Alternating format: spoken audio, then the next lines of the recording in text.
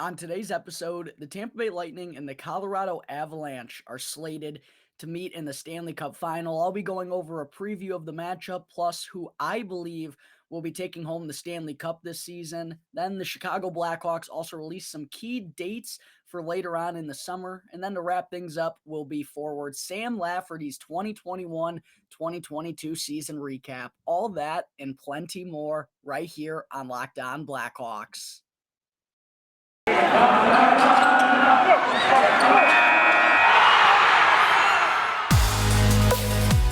You're Locked On Blackhawks, your daily podcast on the Chicago Blackhawks. Part of the Locked On Podcast Network, your team every day.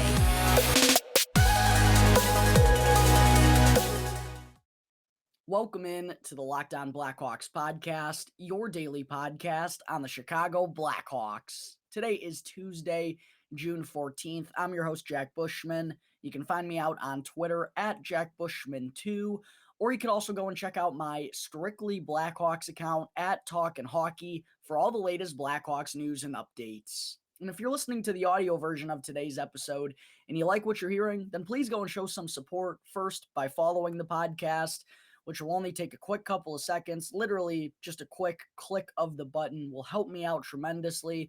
Go and leave the show 5 stars if you like what you're hearing today as well.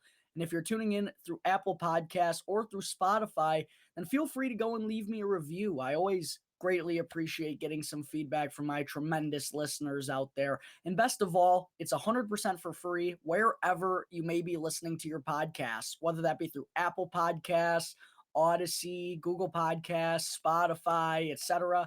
It's all 100% for free. And if you go and follow the show right now, then you'll be able to get the latest episode as soon as it comes out each day. And if you're not already watching the video version right now and seeing my lovely face, then be sure to go and check out Locked On Blackhawks on YouTube, because each and every episode moving forward through the rest of the summer into training camp later on this fall is going to have a video attached to it as well. So if you haven't done so yet, please go and show some support. Go and subscribe to Locked On Blackhawks on YouTube. I would greatly appreciate it, folks. Go and smash the like button down below on this video as well, and comment as to what grade you think Blackhawks forward Sam Lafferty deserves for his performance this season. And last, be sure to go and ring the bell. Go and turn on those push notifications so that way you can get notified when the episode gets uploaded to YouTube each and every day. All right, good morning, everyone. As always, thank you all for joining me on another episode of Locked On Blackhawks, your one-stop shop for all things Chicago Blackhawks, and for making the show your first listen here on this ridiculously hot Tuesday morning. I mean, before recording the episode, I literally just took my dog outside and 8:45 in the morning, and it feels like it's already 90 out there. It's extremely muggy. These next 2 days are going to be a little bit tough, but I'm bundled up inside. I got a sweatshirt on, as most of you can see. All of you can see if you're watching this video, which, again, I recommend you all go and do. But, I'm curled up in my comfortable AC. I always like to have a sweatshirt on when it's a little chilly. So before I go outside, I'm definitely going to have to shed this thing, or else I'll be sweating buckets out there. But thank you all for joining me on this Tuesday morning. I hope you're all staying cool. Hopefully you all have AC in that car of yours for the travel to work this morning. But what I wanted to open things up on the show with today was the Stanley Cup Final, because we now know the matchup. It's going to be the Colorado Avalanche, who, of course, swept Duncan Keith in the Edmonton Oilers. That seems like it happened a week ago, probably now. The Blackhawks, as part of that outcome, will not be getting an additional second-round pick in the upcoming 2022 NHL draft. Instead, they'll be receiving a third-round pick from Edmonton as part of the Duncan Keith and Caleb Jones swap that occurred last summer. And then, out of the Eastern Conference, what a comeback from the Tampa Bay Lightning, down but never out. The playoff experience came back, and they won after falling behind 2-0. They went on to win 4 consecutive games, closing out the New York Rangers in 6, which was pretty close to my prediction. I had the Colorado Avalanche beating Edmonton in 5 games. I thought Edmonton would be able to at least sneak one away there, but I did have a feeling that Colorado was going to win by a pretty handed margin. And then I also predicted the Bolts to come away in 6 in the Eastern Conference Finals. So it's been a pretty successful postseason, not to toot my own horn, but I've only got 2 series wrong throughout the entire Stanley Cup playoffs so far. and that was I had Boston beating Carolina in 7 games in the first round. Carolina ultimately went on to win game 7. And then I also had Calgary defeating the Edmonton Oilers in round 2. I actually had Calgary going all the way to the Stanley Cup Final, meeting up with the Tampa Bay Lightning, falling short. I do believe Tampa Bay is going to win their 3rd consecutive Stanley Cup here. I'll get into that in just a second. But yeah, it's been an awesome postseason so far, undoubtedly. I mean, each and every round, even the Oilers Avalanche round, I mean, it wasn't close, but at least there was a lot of pace, a lot of high scoring. Probably the exact type of scenario the NHL wanted has happened in the past 2 rounds, and they're getting it again in the Stanley Cup Final here with the Avs and the Lightning. I think if you going into the playoffs this year, I spoke with all my buddies about how this season really felt like it was up for grabs. Like there could have been 6, 7, or 8 teams I felt that had an actual chance of taking home the Stanley Cup. But to be honest, I always felt like Colorado and Tampa Bay were probably the 2 most likely teams to make it. The one reason why I didn't pick Colorado to go to the Stanley Cup Final, I had them losing in the Western Conference to the Calgary Flames, was because I've been concerned about their goaltending for years, right? And that's really hasn't been the main issue that's caused them some early exits, but they just haven't had that rock in net. And I think I talk about it all the time. If you don't have goaltending come the Stanley Cup playoffs, you're not going to stand a chance. So Darcy Kemper, I know he had a good season, but I was still a little bit hesitant to trust him and feel like he could be a Stanley Cup winning goaltender. So that's ultimately why I went with Calgary to win that series. But of course, that looks a little bit foolish now. But taking a look at the Stanley Cup Final matchup, as I said, I think it is the ideal scenario for the NHL. The 2 top teams going head-to-head for the Stanley Cup Final. The Avalanche have been trying to get over the hump for the past 3 or 4 years. We know Nathan MacKinnon's left the Stanley Cup playoffs with a bad taste in his mouth. He's been working incredibly hard. He's got a crazy diet, just a crazy competitive guy.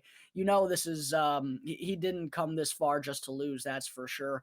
And then for Tampa Bay, I mean, they speak for themselves. Back-to-back Stanley Cup champs, basically the same team. They're so battle-tested that in any scenario they find themselves in, they have confidence that they're going to be able to get out of it and get the job done. And it's what happened against New York. The Rangers go and take the first 2 games, but they blew a 2-0 lead in game 3. Tampa Bay comes back to win. And when I saw that, I was like, man, you cannot keep the door open for a team with the caliber of the Tampa Bay Lightning. And once they got that first win, it was just a snowball effect. And I actually told my buddies, no BS, after they got that win, I said, I got a feeling that the Bolts are going to rattle off 4 in a row here. And that's exactly what ended up happening. But this is going to be an awesome matchup here in the Stanley Cup Final. The high-flying Colorado Avalanche versus the battle-tested Tampa Bay Lightning.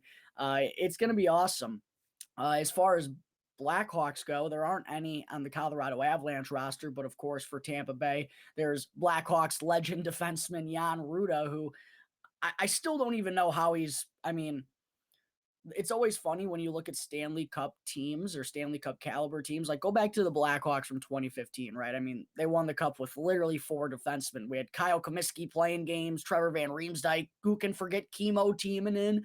Like, it's just always funny because you have these incredibly deep teams who are, in dynasty eras like the Blackhawks were back then and the Bolts are right now. And it's still funny when you look at some of the, I don't want to say bottom players of their roster, but you can't be deep in every position. You're not going to have 6 A-plus defensemen and 12 A-plus forwards, right? So seeing Jan Rutta out there or Zach Bogosian, it's like, are these guys good hockey players or are they like just benefiting because they're on the Lightning? I had a conversation with a couple of my buddies about this recently. But Jan continues to find his way into the lineup, so good for him. And then Brandon Hagel, of course, is the more notable one. He scored the empty netter to seal the deal there in Game 6. It would be really cool to see Hagel go on to win a Stanley Cup, man. That's what he talked about when he first got dealt. He's like, this is obviously super tough, leaving all the guys and leaving a team like Chicago, but to have a chance to go to this prestigious team, prestigious franchise, and have a chance to win a three-peat, it's going to be an awesome opportunity. And Hagel's been a little quiet this postseason. I do believe he's battling through injury. But they're going to need him. They're going to need all their depth players coming up big, and if they want to win this series against the Avs, because they're going to be coming hard. This is going to be a hard-fought series, folks. I think this has a chance to be the most entertaining series of the postseason. That's saying something based on the way that things have gone so far. But all in all, predictions wise, I am actually going to stick with my initial pick. I'm going to pick the Tampa Bay Lightning to get the job done in 7 games. I think this series is going 7. I know even myself, I've said I have a hard time picturing anyone beating the Colorado Avalanche 4 times in 7 games with the way that they've been playing so far throughout the postseason. Only 2 losses.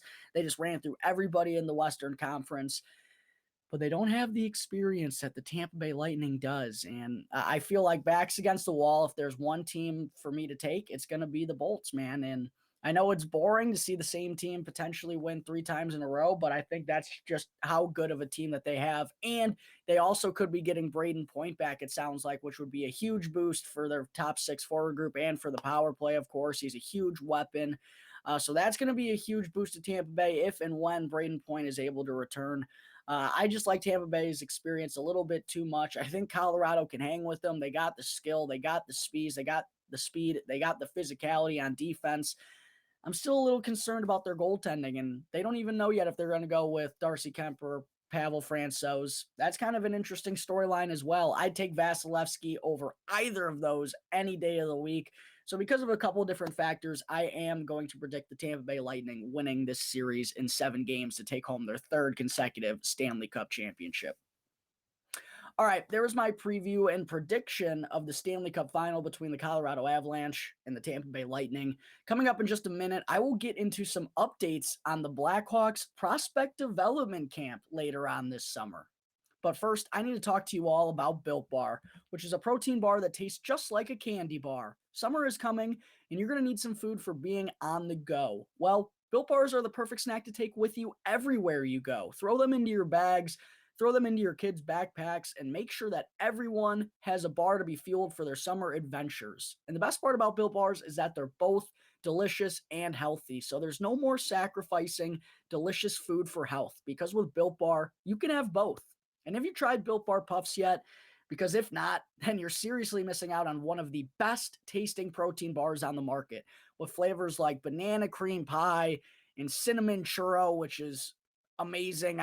It's literally like a toasted marshmallow. I don't know how this is a protein bar. They also got birthday cake, which Built Bar sent me a package of. Tremendously tasty. They got sprinkles on top. And I also just got a package of mud pie, which I don't know if they've released it yet. I think they're just kind of having people try it out. But man, these flavors are actually unbelievable. And again, when I eat these things, it seriously does not feel like I'm eating a protein bar, but it is. And the best part is they're all 150 calories or less and have 17 grams or more of protein.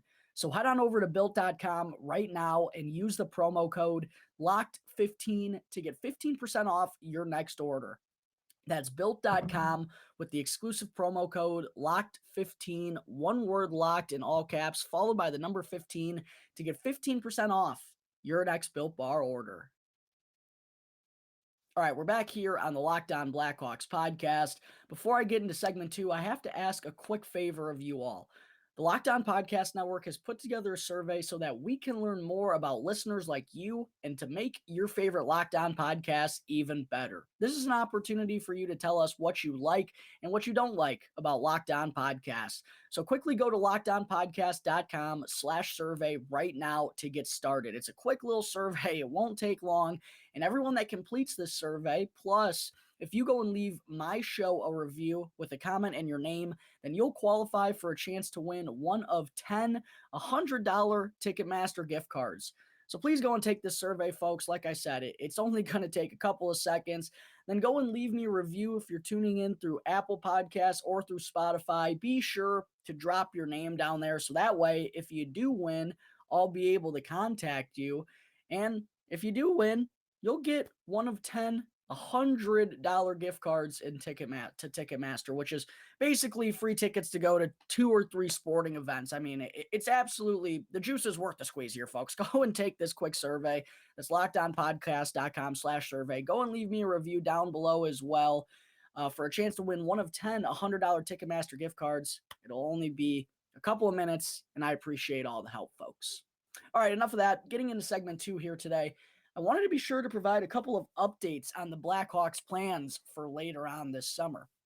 First, we do know that the Blackhawks will now officially hold a prospect development camp once again this summer after not being able to do so since way back in 2019 because of COVID.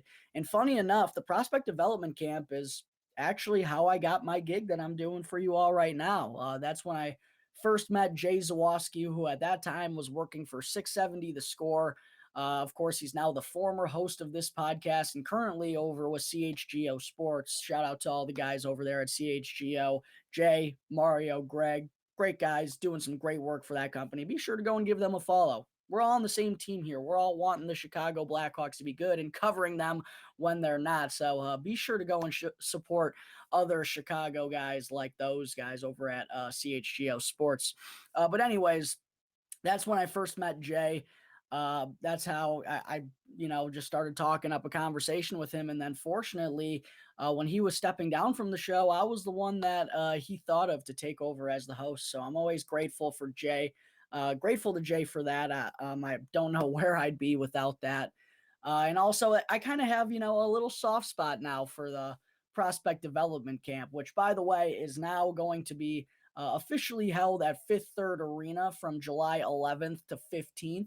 And for those unaware, this is going to be open to the public. So I hope to see a lot of you down at Fifth Third Arena later on next month. It's an awesome atmosphere. All the young kids are there for the Blackhawks. It's going to be your first look at a lot of these young guns because, again, the prospect development camp hasn't been allowed to take place in Chicago since way back in 2019. Open skates. I mean, everyone goes. It's a pretty good crowd. At least it was back in 2019. I know things are a bit different surrounding the team now, but it's really fun. And I hope to see and hopefully meet a bunch of you down there that week. It's a really fun tournament. All the beat writers are going to be there. It's a really fun time. But that's going to be one chaotic week, by the way, for the Blackhawks and for myself, because as I said, prospect development camp is going to be held from 11th to the 15th. The week prior, July 7th and July 8th, is going to be the NHL draft. So that happens just before the prospect development camp takes place. And then on the Wednesday, on I want to say the 13th, maybe, I believe it's the 13th. That's when free agency opens up in the NHL too. And obviously the Blackhawks are going to have some interesting ones. Dominic Kubalik and Dylan Strome are not expected to be brought back at this point. Calvin DeHaan and Eric Gustafsson are on their way out. It's also going to be very interesting to see what the Blackhawks ultimately decide to do with their goaltender position in free agency, because if they don't bring back Kevin Lankinen or Colin Delia, then they're going to have to go and nab someone off the free agent market. Arvid Soderblom is not ready to become the full-time NHL starter next year, and I don't think the Blackhawks want to rush him along in his development. They really like what they see in him, so they definitely don't want to take a risk by sending him up to the NHL and giving him too big of a role too early on in his career. So the goaltender market is also something to pay attention to in the next month as well. So that's all taking part in that week. And then for me personally, some of you may or may not know, I also do golf coverage for the On Tap Sports Network. If you have interest in golf, be sure to go check us out there. But that week is also going to be the fourth and final major of the golf season, which is the Open Championship at St. Andrews. So that week is going to be absolutely bananas for me for a couple of different reasons. But I seriously couldn't be more excited for the return of the prospect development camp, which again is going to be held from July 11th to July 15th at Fifth Third Arena in Chicago. And I hope to see a bunch of you all there. Also, we've heard rumors for the past month or so, or the past couple months, honestly, about a prospect showcase potentially being held between the Chicago Blackhawks and the Minnesota Wild. And news finally broke yesterday that this will, in fact, be happening later on in the fall. The Blackhawks are going to host the Wild's prospects for 2 games at Fifth Third Arena. That will take place on September 16th and September 18th. So a little bit further on down in the calendar, but certainly definitely something to star. And one of the close friends I've made here through the Locked On Podcast Network is none other than Seth Topal, who's the host of Locked On Wild. And it sounds like He's going to be coming down to Chicago for this prospect showcase in September, and we'll probably be grinding out a bunch of coverage and also do a couple of crossover episodes together as well. And for the Blackhawks, with the way that things have been progressing here in the past couple of weeks, there's trade rumors surrounding Alex DeBrincat. Patrick Kane and Jonathan Taves sound like once the end of their contract hits, they're not going to be here any longer, or even potentially before that, they could be dealt. Dylan Strome and Dominic Kubalik are likely not to be coming back. So with all of that happening towards the Blackhawks stars, the center stage, I think, should and will we'll move on to the prospects, because that's what the organization is going to be at that point once all those guys are gone. It's going to be all about the future, and the prospects are the ones that are going to be determining whether or not this rebuild is successful and also how long it is going to take. So it definitely going to be a fun summer with the prospects. They're going to have that development camp in July, as I said, and they're also going to be having a couple of games against the Minnesota Wild's prospects. So definitely be sure to star those in the calendar, keep those in mind for later on, and it's going to be a lot of fun for both events, both seeing the Blackhawks prospects take part in their camp. That's a week long, and also taking on the Minnesota Wild's prospects later on in September. All right, there's a quick chat on the return of the Blackhawks prospect development camp next month.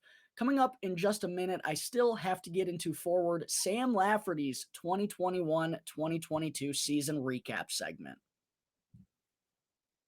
Welcome back to the Locked On Blackhawks podcast. I'm your host, Jack Bushman.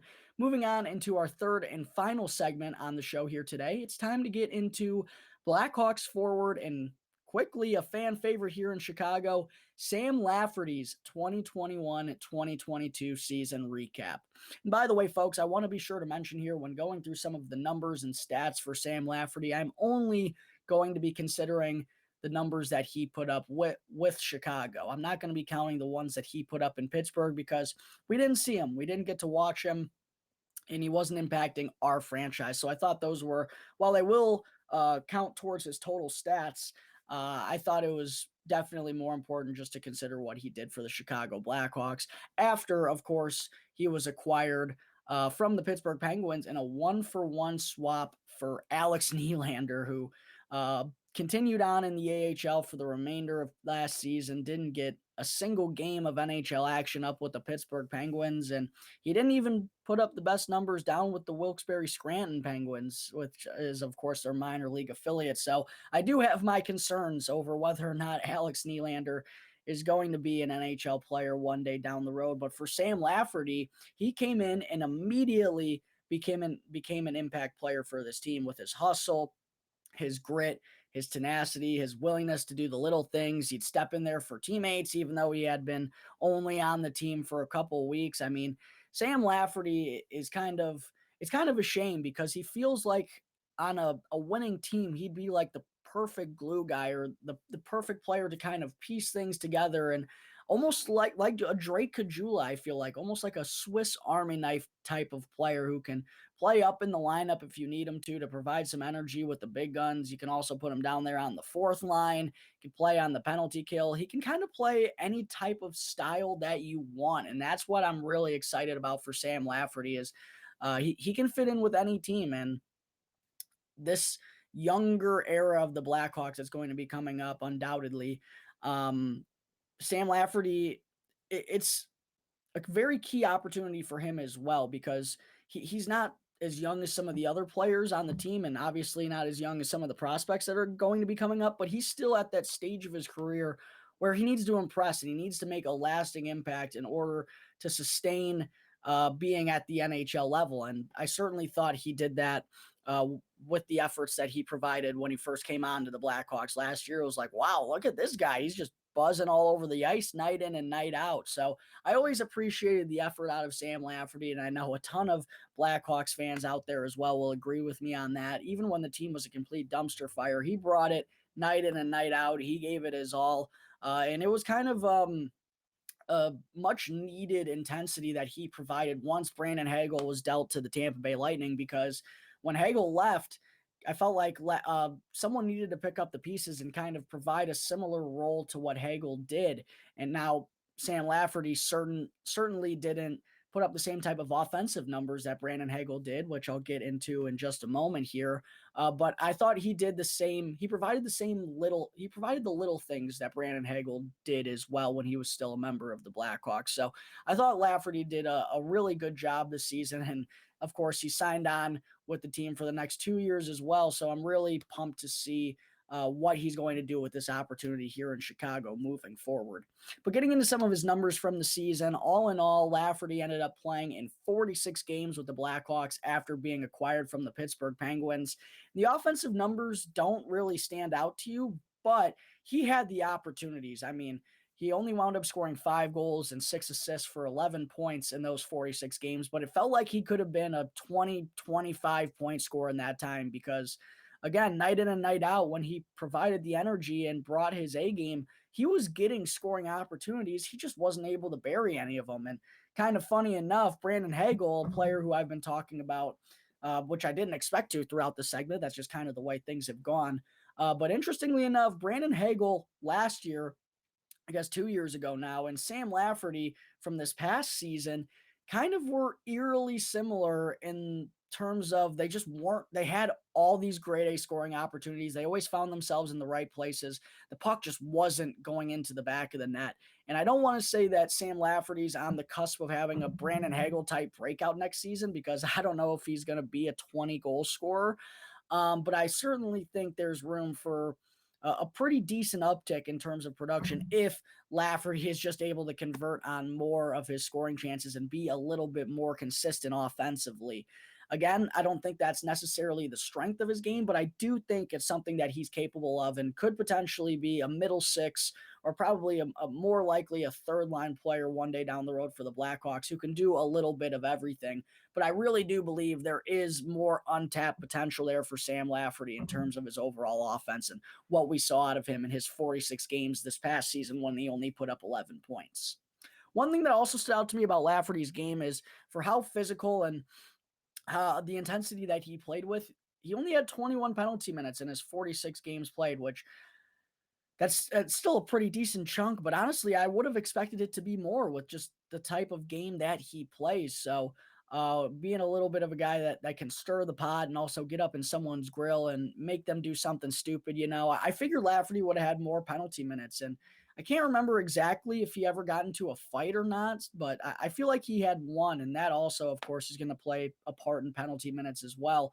So I just thought Lafferty, I thought it was interesting how he he was on pace for 40 something penalty minutes. It's still not great, but I just would have expected it to be more for how Sam Lafferty goes about playing the game of hockey. So hopefully he'll be able to keep that up and stay out of the box despite being a little bit of an agitator out there for the Hawks. One thing that also led to Sam Lafferty only having 11 points in his 46 games this year was he shot 7%. I feel like each and every player that I've been going over recently has been at that 7% mark. Kirby Dach, Philip Kurashev, Sam Lafferty, like he had a ton of breakaways, a ton of 2-on-1s, good scoring chances.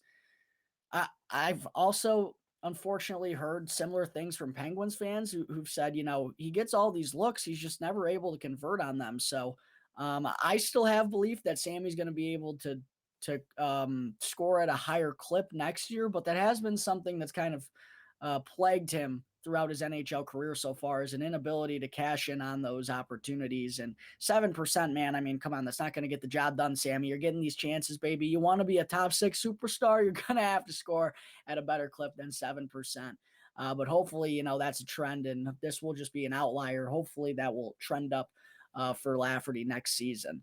I also thought it was interesting to see that in those 46 games with the Hawks, he averaged 14 minutes and 38 seconds of time on ice per game. Like, it's a pretty sizable role, especially I just talked about Philip Kurashev yesterday on the show, of course. And by the way, folks, real quick, if you haven't seen some of my other Blackhawks season recaps yet, I've already gone over a majority of the big name players: Alex DeBrincat, Patrick Kane, Seth Jones, Jonathan Toews, Kirby Dach, Dylan Strome, Dominic Kubalik, Jake McCabe. If you want to go over any of those names that I just mentioned, be sure to do so once the show wraps up today. You'll see what grades I felt they deserved for their performance this year. They're quick segments, only 10 minutes or so. be sure to go and check those out if you haven't done so yet once the show wraps up here in just a couple of moments. And also, while I got you for a quick second, be sure to go and comment down below as to what grade you thought Blackhawks Sam Lafferty deserved for his performance this season. I always like hearing whether or not I'm on the same page as you fans or we feel differently about something. So be sure real quick to go and comment down below what grade you think Sam Lafferty has earned. But I did think it was really interesting to see that he had a pretty decent second to third line role for the Blackhawks consistently. And when going over a player like Philip Kurashev, his numbers in terms of average time on ice were down a little bit. He was under 13 minutes. So I think this just goes to show you how comfortable Derek King felt and how confident he was in Lafferty's ability right from the get-go when he came over to Chicago. He was playing a pretty meaningful role right away. And honestly, I think that could get up to 15 or 16 minutes next season if Lafferty is able to provide the same intensity that we saw from him in his first little stint with Chicago this past season. So I thought that was just really interesting seeing Sam Lafferty have nearly 15 minutes of ice time, which, by the way, is the most that he's averaged throughout his career so far. A couple of other interesting stats that I had from Lafferty. He only won 42% of his faceoffs with the Blackhawks, and he was kind of bounced between the center and the wing, but didn't really have much success at the dot. I think this can go back and forth either way because the Blackhawks are looking like they're going to be losing some centers and potentially the near future. Dylan Strome seems to be on his way out. Jonathan Toews doesn't seem like he's going to be around for too much longer. That is going to open spots up down the middle. So I do wonder if Lafferty is going to be sticking around at center. But I think ideally once the Blackhawks get what they want in place and get everything organized, Lafferty is someone they're probably going to want to put on the wing, but it is good to note that he can bounce around and play all three forward positions. Lafferty, unsurprisingly, set a career high with 103 hits in his 46 games with the Blackhawks this season.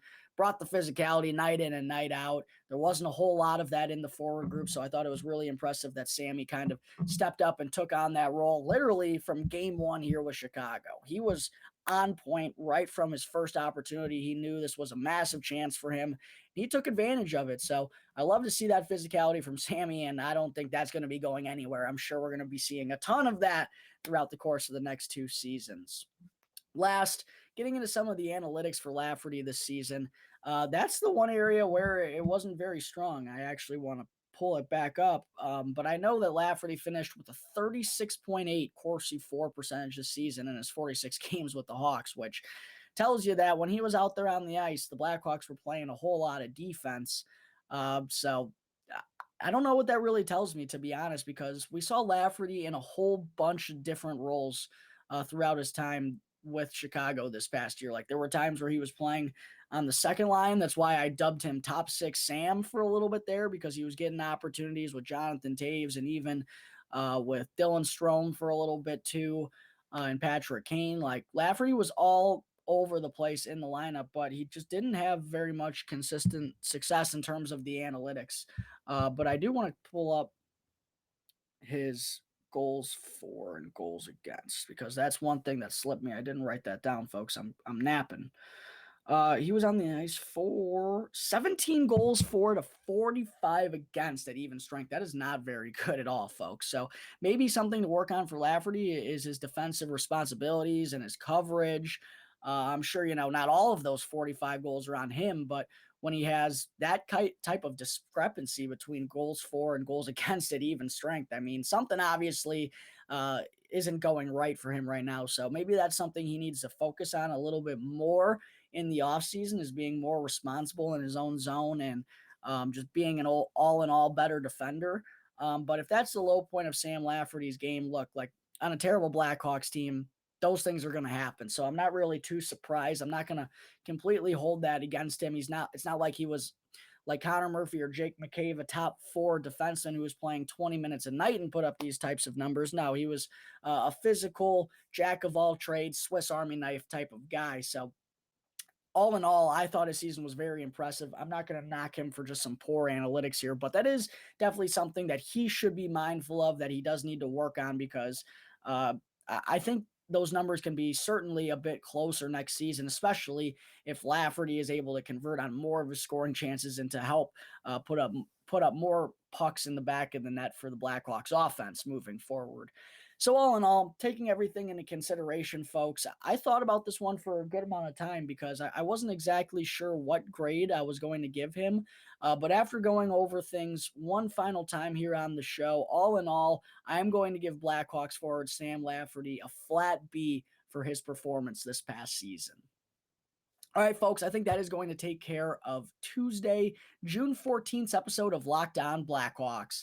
Thank you all again for tuning into the show, and be sure to go and follow Locked On Blackhawks right now on your favorite podcast app, and go and subscribe to Locked On Blackhawks on YouTube, and you'll be able to get the latest episode as soon as it comes out each day.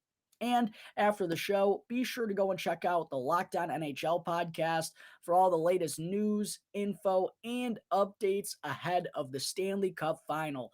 It's free and available on all platforms, so be sure to go and check out Locked On NHL right now, wherever you get your podcasts. Once again, thank you for tuning into today's episode. I'm your host, Jack Bushman.